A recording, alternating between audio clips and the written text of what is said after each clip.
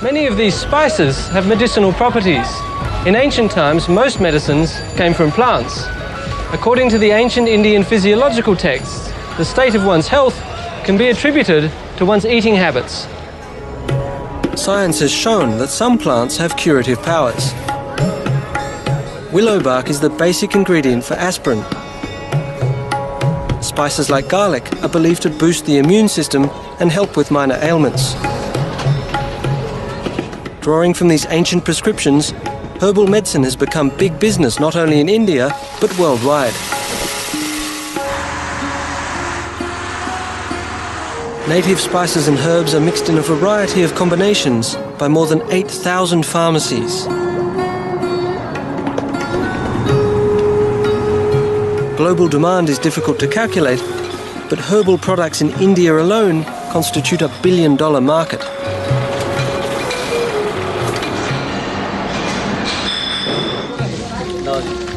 Herbal medicines are distributed in more than 20,000 dispensaries nationwide.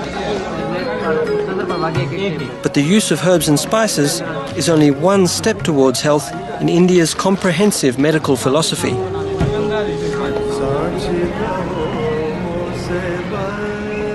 Near the sacred Ganges River at the Kripalu Bagh Ashram, I found the ancient Indian healing practices still very much alive. This ashram houses an Ayurvedic clinic that treats hundreds of patients a day. Ayurveda in Sanskrit means the science of life, which defines health as total well-being. A medical diagnosis therefore does not only focus on the immediate symptom, but on the patient's relationship with food and herbs, the weather and the seasons, and even his or her personal relationships.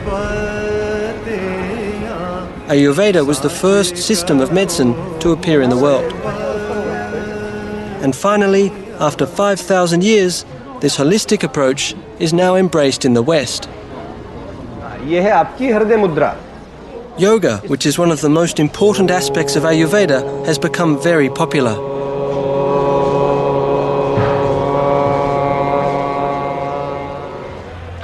I'm here to learn what I can about Indian medicine. Since it all began with yoga, yoga's where I begin. Let's see what they can teach me. I joined the class at a crucial point. They were just getting ready for a breathing lesson. Ancient yoga principles emphasize the importance of deep breathing and muscle control. Recent findings indicate that yoga boosts the cardiovascular system and relieves anxiety.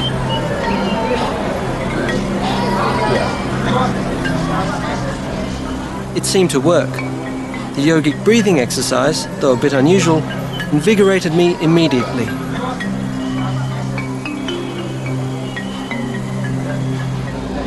Well, it may look simple, but I've just learned that breathing, which is one of the foundations of yoga, is a complicated business. I have a lot to learn. Hepatitis B को मैंने ठीक किया, इसे मैं मानता हूँ. Yoga master Ramdev Ji took the time to tell me more. As a medical technique, yoga's goals are to restore the flow of vital energy around the body, to treat a variety of illnesses. These old-school methods have recently had to withstand our Western benchmarks of science. Yogi Ramdev Ji thought a demonstration would best make the point. Postures and stretching appear to increase circulation to the limbs.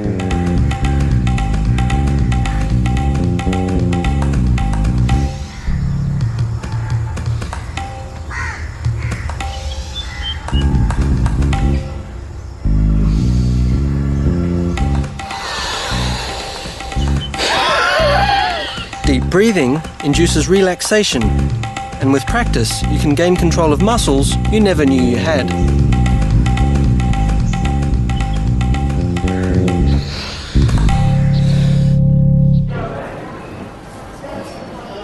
While yoga has reportedly helped patients suffering from afflictions like asthma and arthritis, the long lines of people at this clinic were clearly hoping that Ayurveda could do much more.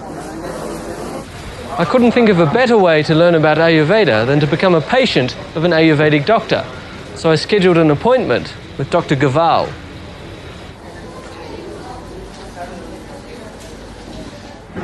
Hello, can I come in? Please. I have a prescription letter. Yes, please sit down. Thank you. I would like a checkup. Okay, I'd like a please. general From Ayurvedic where? checkup, please. From where? Australia. Okay, I tell you what is Ayurveda. Dr. Gaval explained that in Ayurveda it is all about your humours. विज्ञान है. Good health has to do with the balance of internal forces or doshas. एक तरीका सिखाता है हमें. But to begin with, Dr. Gaval started like any Western doctor would. Chest, okay. He listened to my heart and lungs. Yes, yes, yes. Okay, ठीक. Okay. Then he switched to Ayurveda. First of all, I see your nails. It's good. He examined the colour and texture of my fingernails and eyes, which could indicate a dosha imbalance. Just like I have. The pulse examination was the clincher. My nerve. Since 13th century Vedic texts, pulse examination is one of the oldest forms of medical diagnosis. Vat, Pitta and Kaph. Each of the three internal forces or doshas pulses through the radial artery. Body is made up. Dr. Gaval's index finger read Vaya, which stands for air and ether. His middle finger picked up Pitta, that is fire and water, and Kapha, earth and water, registered on his ring finger. Then your nadi is completely fit now. Thank you. Okay. ठीक है? You are totally fit. Oh, I'm glad to hear. Once he had pronounced that my doshas were in balance and that I was in good health, Dr. Gaval taught me some of Ayurveda's little-known accomplishments. आपके शरीर में सम है. It was amazing to learn that hundreds of years before European medicine, Ayurvedic doctors had already developed a remarkable range of specialties. They included psychiatry, pediatrics, ophthalmology, toxicology, gynecology, and surprisingly, surgery.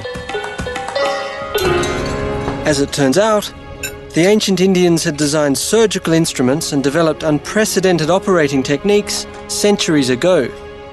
Recently, one of their ancient techniques, which was once used to repair a punishment for adultery, has become rather popular. Leaving a single line. Throughout India's history, even medicine has taken its twists and turns. Tracking the legacy of the ancient Ayurvedic surgeons led me to one of Delhi's largest hospitals. I had arranged a meeting with Dr. Lokesh Kumar, a plastic surgeon. Familiar with Indian medical history, he assured me that one ancient Indian invention in particular was making a lot of people very happy today. In ancient times, the standard punishment for adultery was removal of the nose. This gave ancient surgeons plenty of opportunities to practice rhinoplasty, or, as it's more commonly known today, a nose job.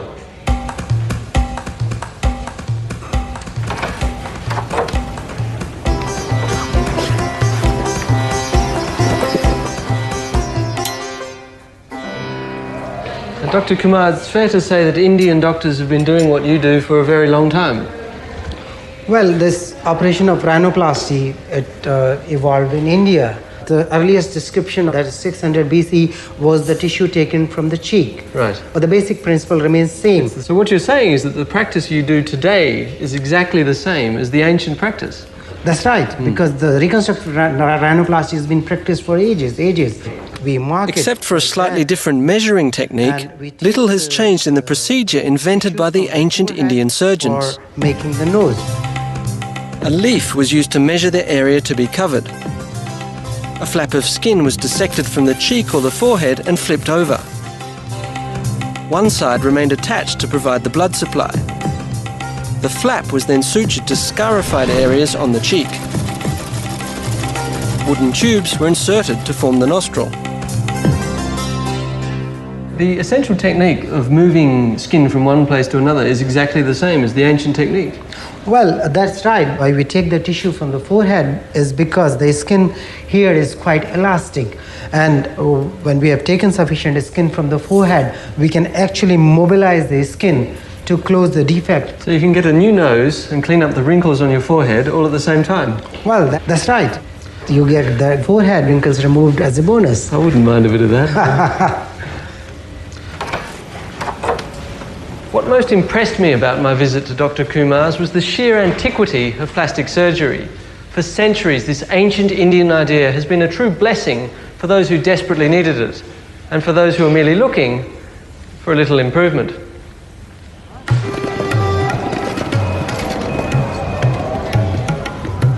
As I left the clinic and looked into the faces of modern India, I could not help but think what a debt we owe to this ancient culture.